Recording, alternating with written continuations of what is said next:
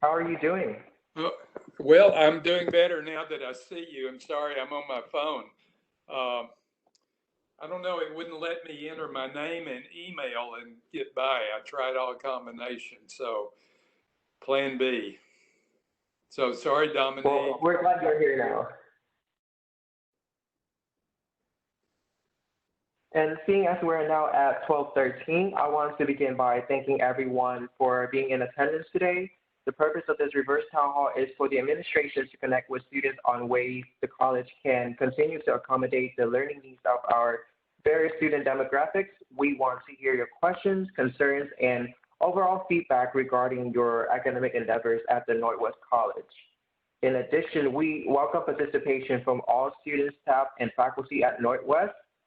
And I do want to mention that this event is hosted by the Northwest Student Government Association, including myself, your humanitarian, and I also represent the college on the United Student Council Executive Board as the treasurer. Also, a quick shout out to my SGA officers and the Student Life Department for all their help in organizing this event. And last but not least, we are joined today by our very own Northwest College president, Dr. Hodges, and Dean of Student Success, Dr. Adil, as well as other administrators on the call today. Dr. Hodges and Dr. Adil, would you please introduce yourself? Yeah, hi, Zachary Hodges, president of the college, and glad to be here. I'm sorry I delayed us getting started, but I'm here now. So I'm on my phone rather than my computer. Hope you can hear me and hope the quality is okay, but really happy to be here and thank you, Dewey. Hello everyone, I am Rima Adil, Dean of the Students at HCC Northwest, and I am also happy to be here today. Thank you for organizing this, Dewey. We also have Dr. Enzebino here. Dr. Enzebino, you want to quickly introduce yourself?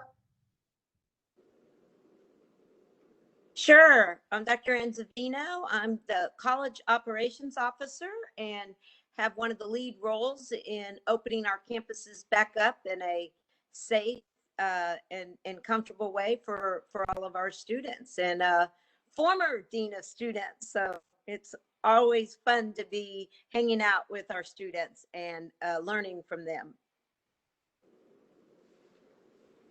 Wonderful. Thank you for sharing. Without further ado, I would like to jump into our first question. And Dr. Hodges, this one is for you.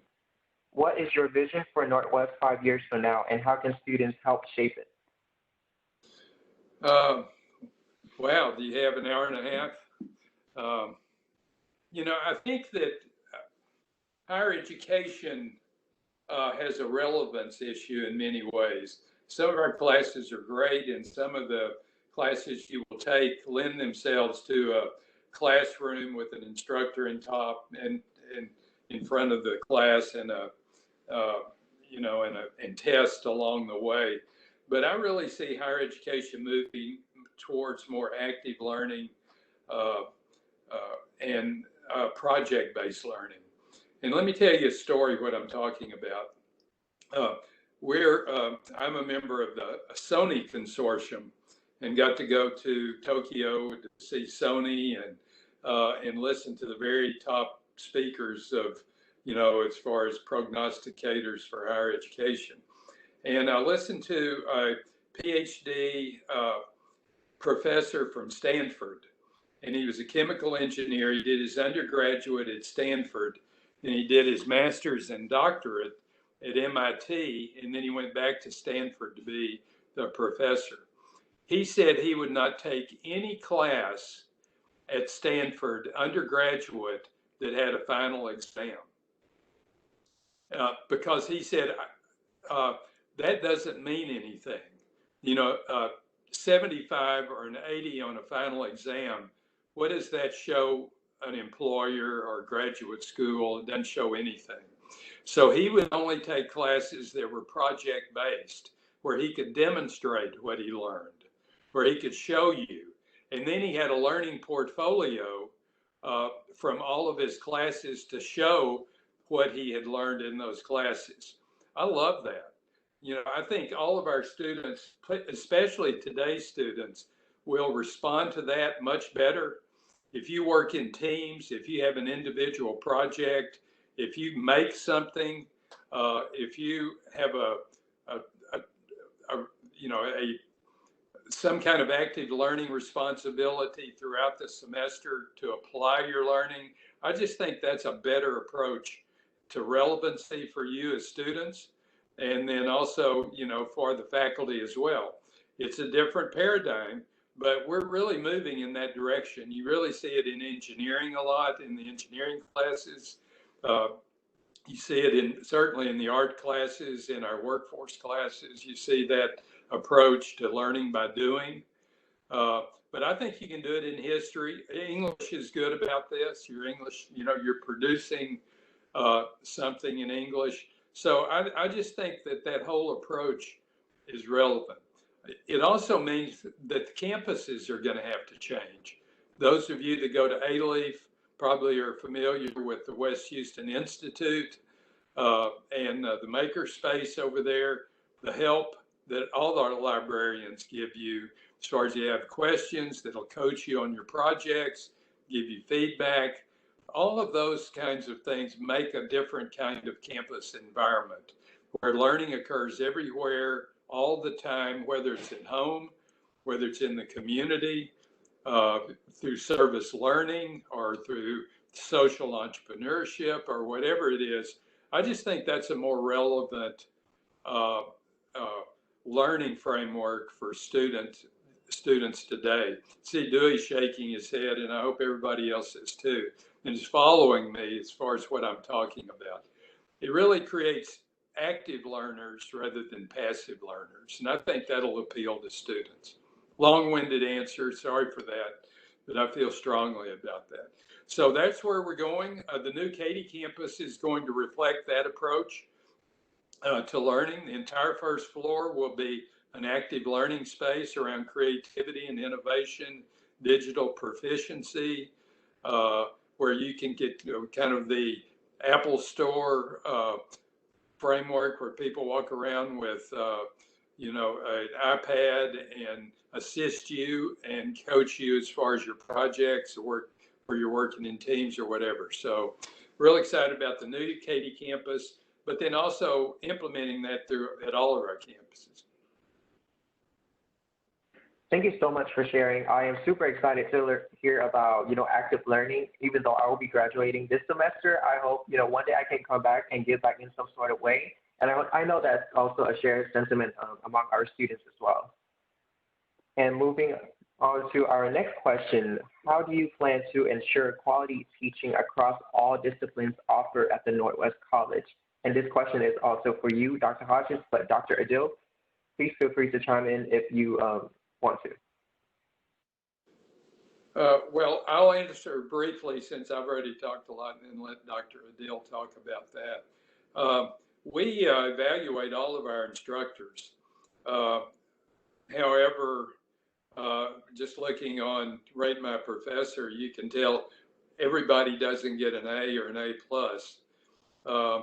And so the truth is students evaluate the instructors and as well through Rate My Professor or through your evaluation process, which I hope you take seriously because we do use those as far as rehiring or coaching and mentoring faculty for faculty improvement. So, it's an important question for students.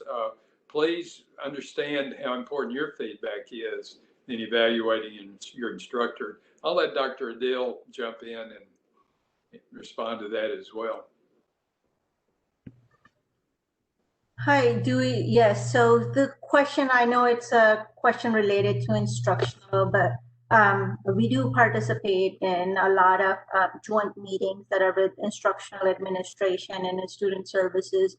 And this is something that we really put at a very high level, looking for continuous improvement, looking for how we can not only improve on our quality of instruction and modality of instruction that fits a student's need, but also getting feedback from a student. So from what I have seen and observed, that now our student body has kind of become a permanent part of our T100 meetings where all the administration is there, and we take the student feedback very seriously and just kind of get on it as soon as we hear something. And just coming from my student services dean's meeting, we are taking all complaints seriously. And recently we have put, there's a new administration. We have a new AVC in place, and he's looking into everything. So what I would say, if we hear what are the problems that better position to address to those complaints, but it's important that you all continue to provide us with the feedback, and then we see what resources and how we can address them. Thank you for sharing, Dr. Adil. Our next question is also for you. How is the administration handling student concerns surrounding academic advising? And I want to, just give some sort of context to our audience here today. It seems that as a student leader, I have received, numerous, not complaints, but very much concerns about the miscommunication between advisors and students. So I am curious to see, to hear how we can bridge that together. And that's an excellent question, and I think you are asking the right person. So I'm going to just give you a little bit context when it comes to academic advising and the scope of knowledge that they are expected to know. As we know that, we have over some 300 programs at HCC. Not just that, especially when it comes to transfer programs, because you all are talking about transfer programs, the students may be going to different universities, and we rely on the information that is provided to us.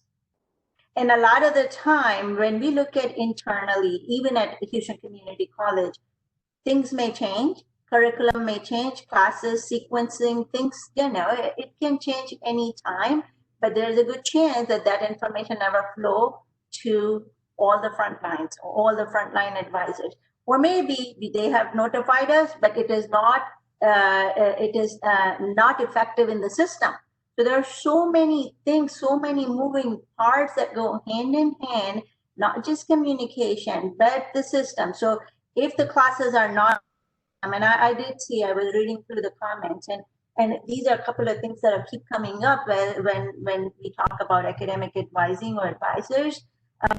So for example, you're approving your courses for financial aid reasons, validating the courses.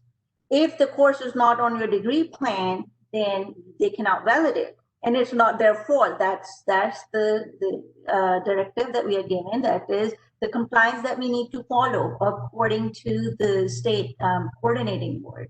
So these are a couple of things that that we kind of deal with.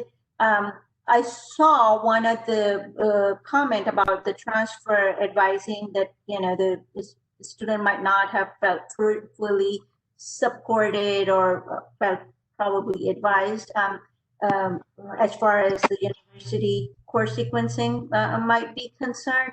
But and this is something that as a student I felt that way too. A lot of the time, some of our advisors have an approach that I advise, but you decide. They just tell you what is out there, but they'll not tell you what exactly to do. And then, recently I learned about, I was going through a training where we all learn about the high context culture and low context culture. So a lot of our students body who come from high context culture, they rely on the advice, and they see advisor as an authoritative figure, and you tell me and I will do it kind of approach. But here, sometimes it's just more like that's how they've been trained. That's how they approach it. They will tell you and they will guide you about the information. But when it comes to decision, then it becomes your decision. But yeah, put everything they'll respond to everything in a positive way. But just to kind of give you all context. But I do understand that the challenges that our students feel and face, they are true. And if there is something that we can address, I just recommend that, there are chain of commands, quickly bring it up to next level authority, and we will look into that specific issue. As far as some of the things that we are doing with transfer advising, actually this week on Monday, we met with University of Houston. University of Houston is our biggest partner when it comes to transfer. And we did talk about what are some of the challenges. So what we are doing and how I see myself or my role is we provide information to our advisors so they are better equipped to provide that information to you all. And just the other day, Monday, when I met with University of Houston, there were so many things that we learned, and these are some real challenges that the students are facing.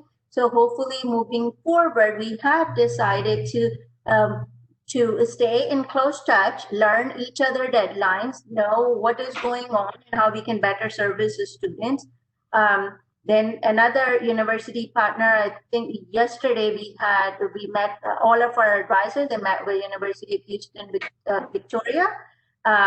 So that's what we are doing. That's where we are taking things, and hopefully we will have more resources for the transfer students. Thank you so much for the clarification. I'm sure that will be very reassuring to our students on the call today. And our next question is actually going to be open to our panelists and also the audience. So please feel free to participate in the chat. What do you think sets HCC apart from its competitors, and how can we elevate it? And Dr. Hodges, would you like to start us off? Sure, I'd be happy to. I think the quality of our programs, and I'll speak for our college. Again, I'm president of Spring Branch, our A-Leaf campuses, both at Hayes Road and Bissonnette and Katy. And I think that, first of all, we're conveniently located. I think for in-district students, the tuition is much lower than the university. And I think the number of programs we had, Dr. Adele, I think, mentioned 300 different certificates and programs available for students. I know our college, we respond to your issues. You know, it's not a perfect world. There's a lot of nuance. There's a lot of gray areas that maybe you don't understand as students. But we, I think, do a great job of responding to your concerns. Our college isn't perfect, and we have a lot of employees, and we have a lot of faculty. But the culture at our college, I believe, is very student-oriented and responsive to students. You know, we have a self-esteem about ourselves that we can really make a difference in our students' lives. Now, let me also say this: students have to participate and be in a position to participate fully in the experience. I worry about our students having too much on their plate, too many things going, that they have transportation issues, or they're working too many hours, or they have so many family responsibilities, that I think it is a partnership between the student and our advisor and our faculty member and me to be honest with you about can you handle this load of classes? Have you taken it seriously? Have you considered all your circumstances? And then at the same time, try to help you address you know, many of the issues that you have. I know we've done a good job on our food pantries and making referrals, but I'm amazed at how courageous our students are. And the least our college can do is to be there for you and respond to you as the professional in the room as far as guidance and helping you problem solve. So I think that's what makes you HCC unique. I think our pathways programs with the universities, with the University of Houston, with Texas A&M, the University of Texas, you know, all of those pathways matter. as far as you not wasting your time and energy and adding on to your cost and the time you're investing in higher education. And I think we're doing a good job at establishing those partnerships as well. Hope that answers your question. Definitely. Thank you for sharing. And yeah, Dr. Anzavino or Dr. Adil may have additions as far as what they like about our college and what makes us unique. Yes, please feel free to share.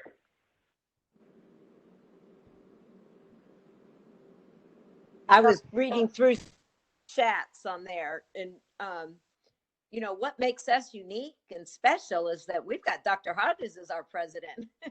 So I feel like we are always, he pushes us to think out of the box and to think about new experiences and to think about how to get the most out of your education. It's not just about the learning that happens in the classroom, but as he mentioned in his opening remarks about the future for 5 years. So I think that's what really makes us special, especially out on the West Side, is that we've got a forward-thinking president that pushes his direct reports to think that way.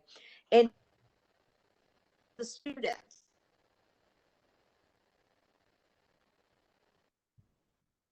Northwest does is really care about student input, and we learn a lot from you. You have great ideas. So those would be some of my thoughts. Thank you for sharing. And moving on to our next question, what is something the Northwest administration or the institution as a whole is doing that you are really excited about? And Dr. Anzavino, Dr. Hodges, and Dr. Dill, please feel free to chime in whenever. I think, Dr. Adil, why don't you talk about our virtual student services and how quickly we've responded and kind of where we are right now with students. They may not be aware of us being back on campus, and explain how we're responding to that. I think that's very important. Yeah, I agree to that, Dr. Hodges. And it's, you know, during this time when we are virtual, the most important thing for us was to provide access to the service. Where do you find us? Where can you find us? So with that virtual lobby, we initially launched the virtual lobby. It was just over 3 weeks of turnaround time when we just put the entire district-wide services, the student services, on the virtual lobby. So the currently, you know, that was for the fall registration, but now since end of September, we are also partially on campus, so we have limited services on campus.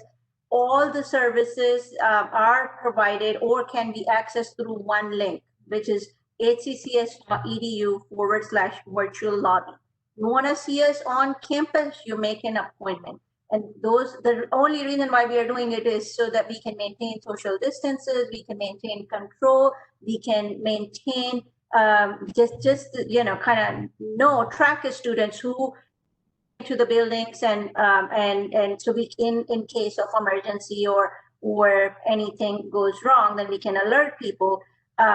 But you know, so at Early Phase is specific to Northwest College. At Early Phase, we do have student support services available.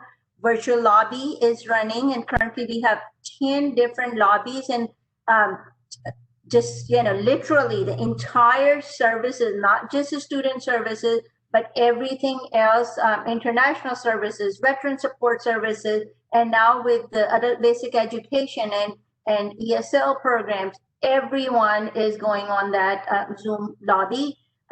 So starting next week, most likely the adult basic education will also be servicing through the live virtual lobby. So that was one of the things that was very, very important for us. I know that with the support and Zavinos and our other COO colleagues, we opened some other campuses and other instructional support services. So Dr. Anzavino, do you want to talk about the instructional support services at the Spring Branch? You're muted.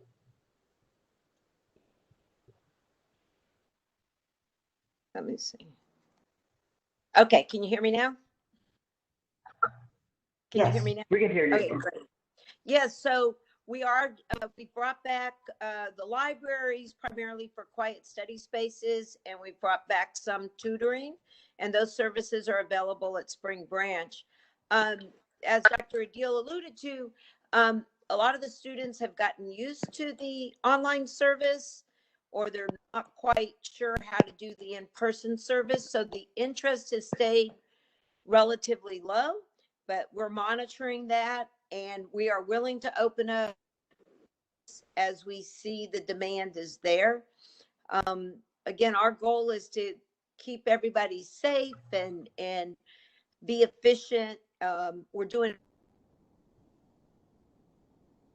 up a site or open up classrooms, we add a certain level of expenses. And so we are trying to enrollment, which means reduced income for the college.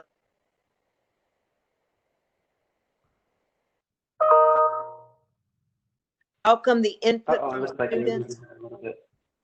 We welcome the input from students, and the actual participation with our on-campus services will dictate expanding those.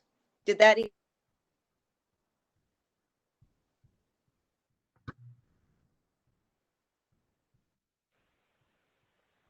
Yes, Dr. Enzavino, we kind of lost you a little bit towards the end, but yes. Okay, I'm sorry. It's okay. Audio issues happen. We understand.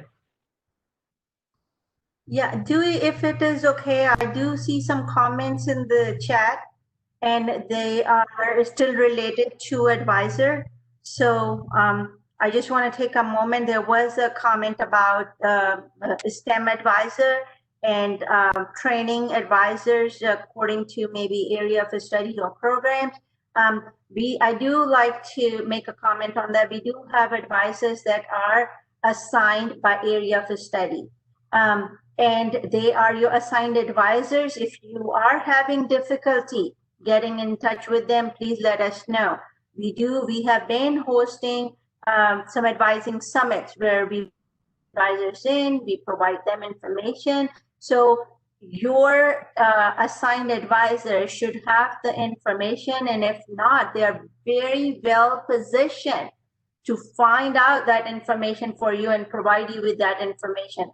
So if you are having any difficulty, please, you can either email me directly and then we will look into it, or, through you all's, student leaders role. I know a lot of the students come to you, bring these concerns to your attention. So at that time, just bring it to our knowledge, and we will look into that. There is a possibility that maybe one advisor is doing something or one advisor is unaware of something, but for the most part, last couple of times, the meetings that I have attended, and in the past, I have always heard complaints about advisors not being able to give the advice, or it could be things. But for the first time, when we were in the reverse town hall meeting, and we were getting a student feedback, I think there were 60% of the students who did say that they found academic advising to be the most useful service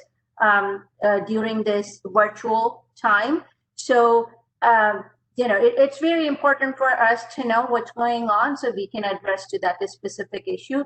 For the audience, just for the sake, because you all took time to be here today, if there are students here who need help, if there's something I can do, please feel free to send me an email. I will connect you with the appropriate personnel.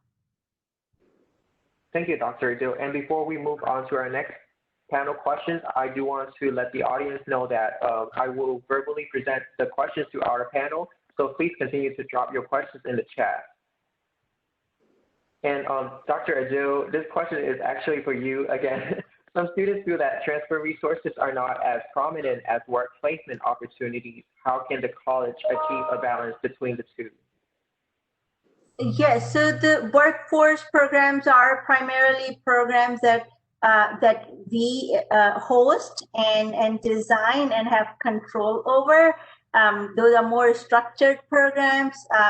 and they are very black and white, to say so. But when it comes to transfer programs, as I mentioned earlier, these are different universities that the students are going to. So as far as the academic core is concerned, those credits are equally transferable anywhere you are going in the state of Texas. Now, students are transferring internationally, students are transferring to different universities throughout the country. So at that point, it becomes kind of a bit challenging.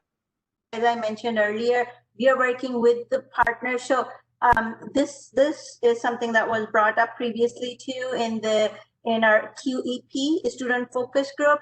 And since that day, I have started working on it. So we will start with where the majority of the students going, not to say that we will not provide support. We will, as far as the advising, where academic advising is moving, there is a committee that's been created as part of excellence in academic advising. And that committee will be focusing on transfer programs. And also, this is something that will be, advisors will be more accountable for moving forward, because the students are on their caseload. So we are taking some baby steps. I know there is a need for urgency and we need to quickly do things, but a lot of moving parts, there are a lot of different partners, and we need to take everything together. So sometimes things may go a little bit slower, but this is not to say you're all important to us. And every single one of you, it doesn't matter if we are able to fix our services 2 years later, but you are important. So if you need help, you reach out. If you do not get the help that you are looking for, then we go to the next level. But just be persistent and reach out, and we are here to assist. Thank you for sharing, Dr. Adil. And just a quick follow-up question: would it be possible for students to possibly be integrated to the committee that you refer to in terms of planning out the transfer programs and really just giving you guys the feedback needed? Oh, this is a wonderful idea. There are 8 committees that those are formed, and I will bring it up, and we will most likely include you. Yeah, so they're all related to academic advising, but different things. It could be diversity in academic advising. It could be transfer programs, all kind of stuff. So training. So I will bring it up, and we will most likely reach out to you. Wonderful. Thank you. And with that, we will now move forward with our Q&A portion, where we will be taking questions from the audience. Please feel free to drop your questions in the chat, or and make sure that you the drop-down function is set to everyone and not just the host, so that we can all see your questions.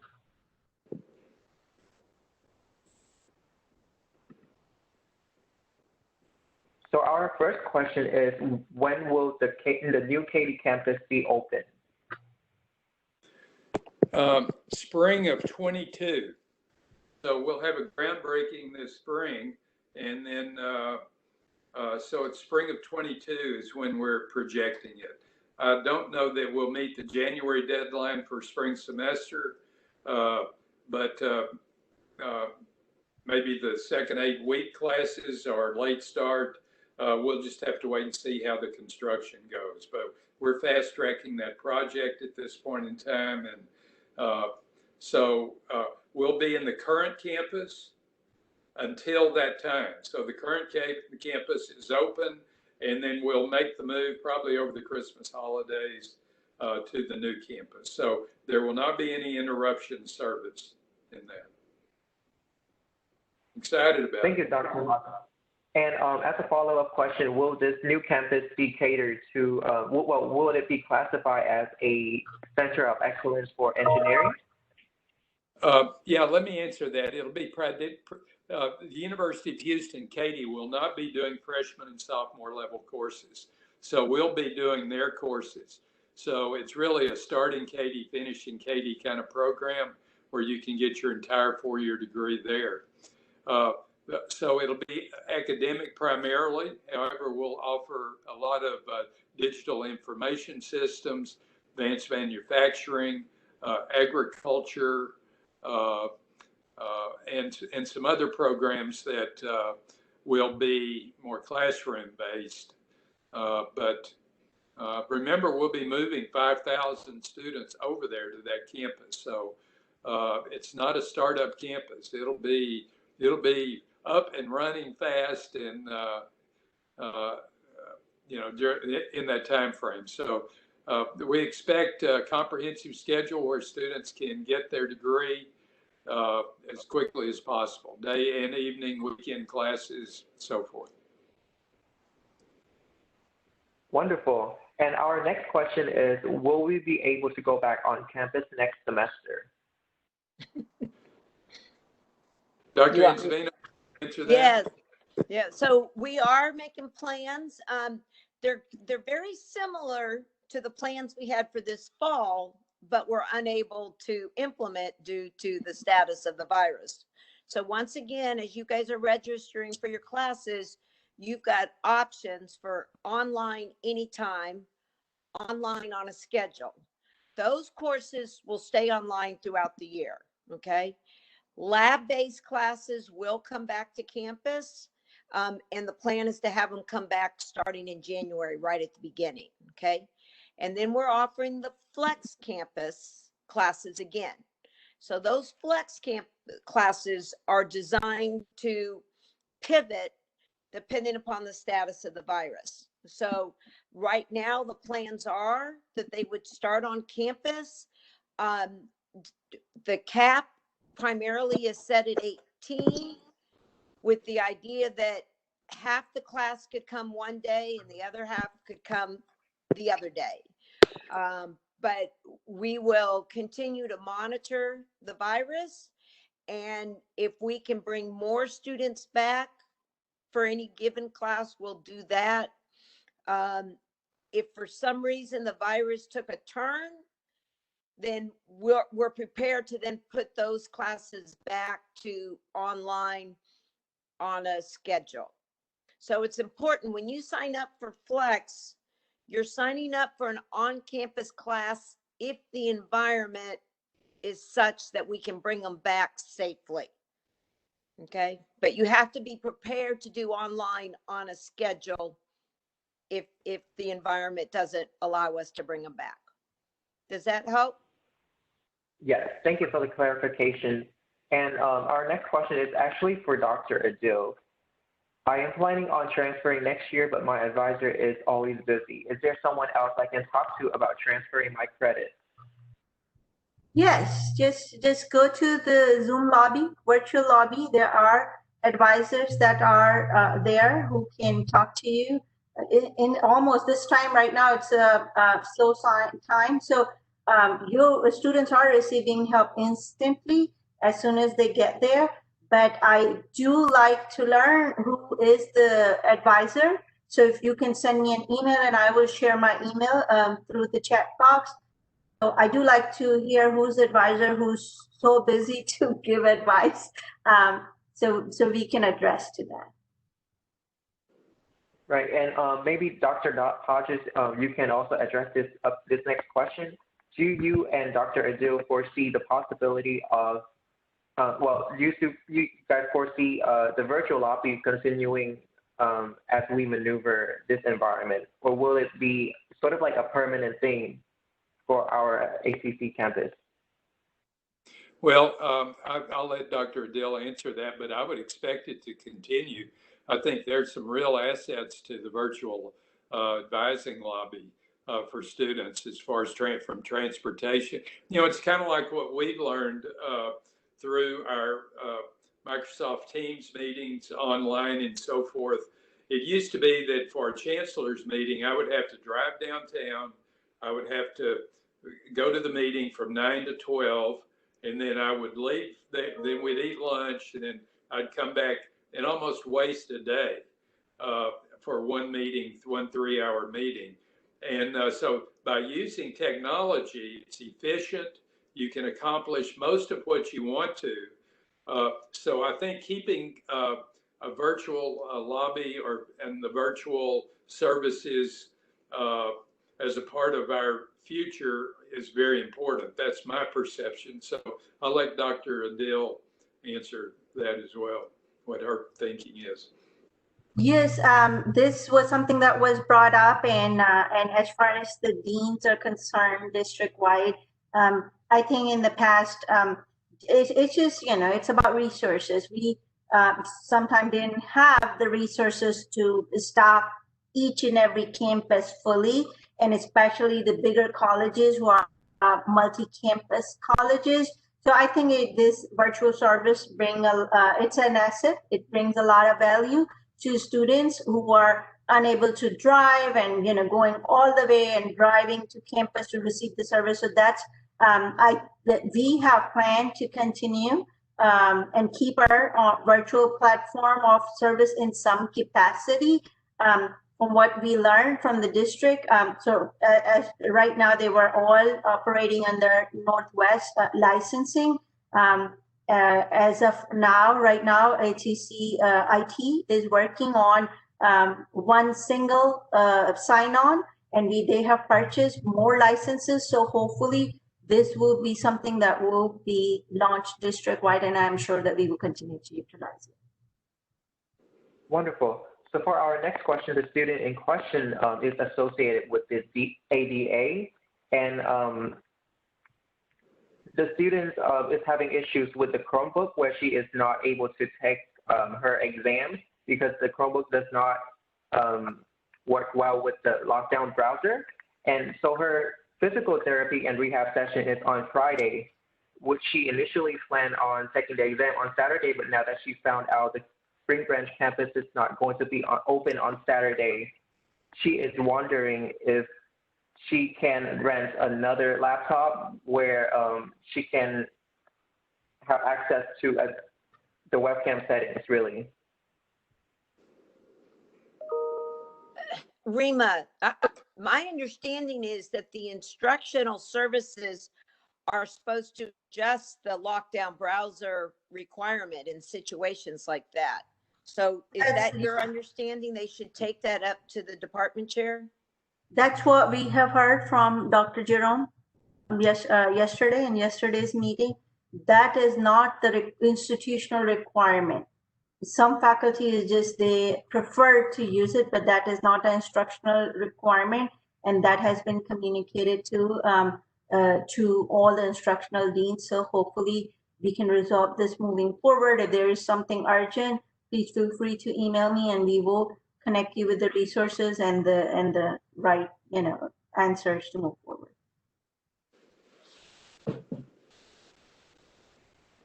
Thank you, Dr. Adil. And Jennifer Taylor, I hope that answered your question. Please feel free to reach out to Dr. Adil, as she mentioned, to address this issue as soon as possible. And I see that our next question is, would it be possible that more classes are added because Geology 1404 is only available at the Spring Branch campus? We can look at that. Geology 1404? Yes, ma'am. We'll research that. Where do you want to see it offered?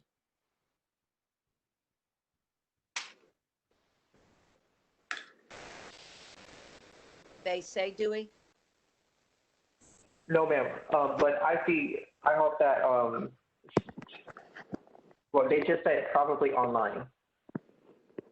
Oh, okay. We can follow up with that. Thank you so much. And I will now allow one more minute for any questions to come through before we close this out with an announcement.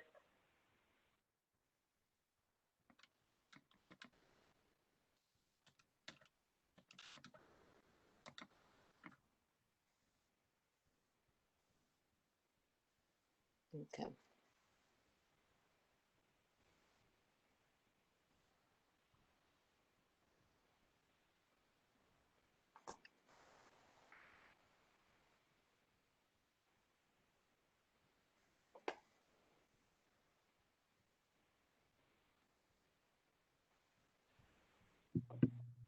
And Dr. Anzavino, I would just like to thank you for being here today with us and being so accommodating, even though, you joined on short notice. So we really appreciate you being here. Oh, I get all of the student life, student government text messages and emails. And so again, I love to be a part of your programs. Wish I could do more. So I was just going to listen in to see what y'all had to say. So was happy to join in as a panelist and answer a few questions. Thank you. And as we are now nearing the top of the hour and in consideration of everyone's time, I will pass the floor to our SGA Vice President, Jesus Canales, for an announcement. Hello, everyone. I just wanted to share that we are doing Faculty Appreciation Week to appreciate all our faculties, and we created kudos. So I would really appreciate if all the students in here could go in and type in how we appreciate our faculty and staff members. Because it seems sometimes we really complain a lot, but we're not very grateful for all the amazing job you guys do. Thank you. Hey, Jesus, do you mind dropping the link to the kudos board in the chat for everyone?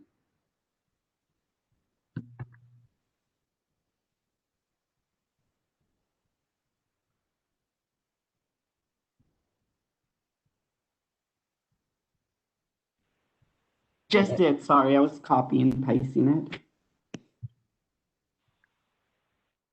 And Ms. Brown, do you have any announcements to make? Yes, so I just would like to thank Dr. Hodges, Dr. Adil, and Dr. Anzavino for joining us today and continuing to support our students. Northwest really is great. Dewey, you did a fantastic job. Okay, so breathe. And thank you to all of the Student Government Association officers who contributed to this event as well. I just have one quick announcement. I noticed a lot of the comments that you all were lacking that in-person interaction, which we all are. We all missing your faces on campus and connecting with you all.